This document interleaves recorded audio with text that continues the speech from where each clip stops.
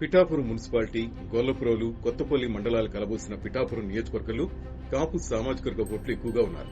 అందుకే పిఠాపురం నియోజకవర్గంపై జనసేన అధినేత పవన్ కళ్యాణ్ దృష్టి పడింది. పవన్ పోటీ చేస్తుండటంతో ఈ నియోజకవర్గంపై అందరి చూపు పడింది. జనసేనాని అభ్యర్థిత్వాన్ని కంటే ముందే వైసీపీ కాకినాడ ఎంపీ వంగా గీతను పిఠాపురం నియోజకవర్గం నుంచి బరిలో దింపింది. కాకినాడ జిల్లాలో జనసేనకు పట్టున్న నియోజకవర్గాలు పిఠాపురం, అమలాపురం, రాజోలు. పిఠాపురం మినహా అమలాపురం, రాజోలు రెండు ఎస్సీ రిజర్వ్డ్ నియోజకవర్గాలు. 2019 ఎన్నికల్లో జనసేన అధినేత పవన్ కళ్యాణ్ పోటీ చేసిన రెండు నియోజకవర్గాలు అంత అనుకూలం కాకపోవడంతో ప్రతికూల ఫలితాన్ని చవిచూడాల్సి వచ్చింది. ఈసారి ఆ తప్పు జరగకుండా ఉండేందుకు జనసేన సర్వే విభాగం పిఠాపురంలో పటిష్టంగా సర్వే నిర్వహించింది. కాపు ఓట్లు అత్యధికంగా ఉండడంతో పవన్ కళ్యాణ్ పిఠాపురం నుంచే పోటీ చేయాలని పార్టీ క్యాడర్ ప్రోత్సహించింది. దీంతో ఆయన పిఠాపురం నుంచి పోటీ చేస్తున్నట్లు ఇటీవలే పార్టీ ఆవిర్భావ దినోత్సవ రోజున ప్రకటించారు. పిఠాపురం ఎమ్మెల్యేగా నేను పోటీ చేస్తున్నాను. కాకినాడ ఎంపీగా ఉదయ్ గారు పోటీ చేయబోతున్నారు. పిఠాపురం నియోజకవర్గ ఓటర్లు ప్రతి ఎన్నికల్లోనూ విభిన్నమైన తీర్పిచ్చారు. నియోజకవర్గం ఏర్పడ్డాక ఒకసారి కమ్యూనిస్టులు, 2 సార్లు ప్రజా పార్టీ ఇక్కడ గెలుపొందాయి. 1962, 67, 1972, 78 ఎన్నికల్లో వరుసగా కాంగ్రెస్ పార్టీ విజయం సాధించింది. 1983, 85 ఎన్నికల్లో టీడీపీ గెలుపొందగా 1989లో తిరిగి కాంగ్రెస్ గెలుపొందింది. 1994లో టీడీపీ గెలుపొందగా 99 ఎన్నికల్లో స్వతంత్ర అభ్యర్థి గెలుపొందారు. ఇక 2004లో రాష్టమంతా దివంగత వైఎస్ రాజశేఖర్ నేతృత్వంలో కాంగ్రెస్ పార్టీ విజయడంకా మోగిస్తే ఇక్కడ ప్రస్తుత sitting MLA Pendem Dorababu BJP తరఫున పోటీ చేసి ఎన్నికయ్యారు. ఇక 2009లో ప్రజారాజ్యం పార్టీ తరఫున పోటీ చేసిన ప్రస్తుత కాకినాడ ఎంపీ వంగా గీత గెలుపొందారు. రాష్ట విభజన తర్వాత 2014 ఎన్నికల్లో వైసీపీ తరఫున ప్రస్తుత ఎమ్మెల్యే పెండెం దొరబాబు పోటీ చేశారు. నాటి త్రిముఖ పోటీలో టీడీపీ రెబల్ అభ్యర్థిగా బరిలోకి దిగిన ఎస్వీఎస్ఎన్ వర్మ 47,080 ఓట్ల మెజార్టీతో గెలుపొందారు. ఈ ఎన్నికల్లో టీడీపీ, కాంగ్రెస్ అభ్యర్థులు డిపాజిట్లు కోల్పోయారు.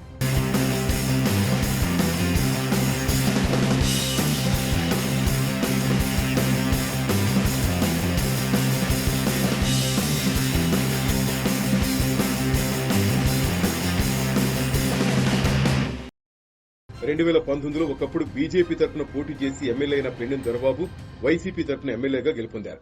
జనసేన, టీడీపీ, బీజేపీ ఉమ్మడి అభ్యర్థిగా పిఠాపురం నుంచి తాను పోటీ చేస్తుందని పవన్ కళ్యాణ్ ప్రకటించడంతో పిఠాపురంలో టీడీపీ నాయకులు, కార్యకర్తల నుంచి ఆగ్రహావేశాలు వ్యక్తమయ్యాయి. దీంతో పార్టీ కార్యాలయం వద్ద టీడీపీ కరపత్రాలు, ఫ్లెక్సీలు, ఇతర సామాగ్రికి నిప్పుపెట్టారు. పవన్ కళ్యాణ్ పై తీవ్రస్థాయిలో టీడీపీ కార్యకర్తలు విరుచుకుపడ్డారు. ఈ వీడియోలు నెట్టింట తెగ వైరల్ గా మారాయి. ఈ క్రమంలోనే టీడీపీ అధిష్టానం వర్మను పిలిపించుకుని బుజ్జగించింది.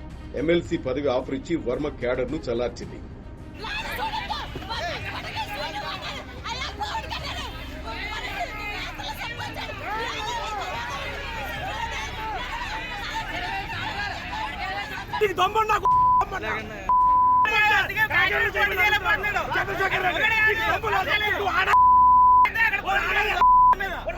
ఇక పిఠాపురం బరిలో జనసేన అధ్యక్షుడు పవన్ కళ్యాణ్ పోటీలో ఉండడంతో జనసేన పార్టీ నాయకులు, క్యాడర్ అంతా ఇక్కడే ఉండి తమ నాయకుడిని ఎలాగైనా నెగ్గించుకోవాలనే కసితో పనిచేస్తున్నారు.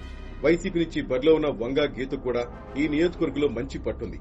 గతంలో ప్రజారాజ్యం తరపున ఆమె ఇదే నియోజకవర్గం నుంచి గెలుపొందారు. ఈ ఈక్వేషన్స్ తోనే ఆమెను పిఠాపురం నుంచి వైసీపీ బరిలో దింపింది. సిట్టింగ్ ఎమ్మెల్యే పెండెం దొరబాబును కాదని వంగా గీతకు టికెట్ ఇవ్వడం వైసీపీ ఓటు బ్యాంక్ కొంతవరకు పక్కకు మళ్లే అవకాశాలు లేకపోలేదని విశ్లేషకులు చెబుతున్నారు. అదే సమయంలో వర్మకు కాదని పవన్ కళ్యాణ్ కు టికెట్ కేటాయించడం టీడీపీ శ్రేణుల ఓట్లు చేరిపోయే అవకాశం లేకపోలేదనేది మరో విశ్లేషణ. పిఠాపురం నుంచి తాను పోటీ చేస్తుండటంతో తను ఎలాగైనా ఓడించాలని వైసీపీ నాయకులు కోట్లు కుమ్మరించేందుకు సిద్దంగా ఉన్నారని పవన్ ఓ సందర్భంలో కూడా మాట్లాడారు. వంగా గీత గారిని కూడా మీరు తెలుసు, మీ అందరికీ తెలిసి ఉండొచ్చు. 2009లో మన ద్వారానే రాజకీయాల్లోకి వచ్చారు. దురదృష్టవశాత్తు ఆవిడ ఉన్నారు. భవిష్యత్తులో ఆవిడ వైసీపీని వీడి జనసేనలోకి రావాలని నేను మనస్ఫూర్తిగా కోరుకుంటున్నాను. నేను ఒక్క కులానికి పరిమితం అయిపోయే వ్యక్తిని కాదు. మన పిఠాపురంని మోడల్ నియోజకవర్గంగా చేసి పెడతాను. వైసీపీ ఎంత కుమ్మరించినా తన గెలుపును ఆపలేరని ఆయన ధీమా వ్యక్తం చేస్తున్నారు. మరోవైపు వంగా గీత కూడా ప్రజలే తను గెలిపిస్తారని ధీమాగా ఉన్నారు. మొదటిసారిగా ఇక్కడ పోటీకి తలపొచ్చిన పవన్ కళ్యాణ్ ఎలాగైనా ఓడించాలని వైసీపీ సర్వశక్తులు ఒడ్డుతోంది. ఈ క్రమంలోనే కాపు నేత ముద్రగడ పద్మనాభం సేవలు వాడుకుని పవన్ కు చెక్ పెట్టాలని పావులు కదుపుతోంది. పిఠాపురం పవన్ కు పట్టం కడుతుందా లేక వంగా గీతను ఒడ్డున పడేస్తుందనే తేలాలంటే ఎన్నికల ఫలితాల వరకు వేచి చూడక తప్పదు.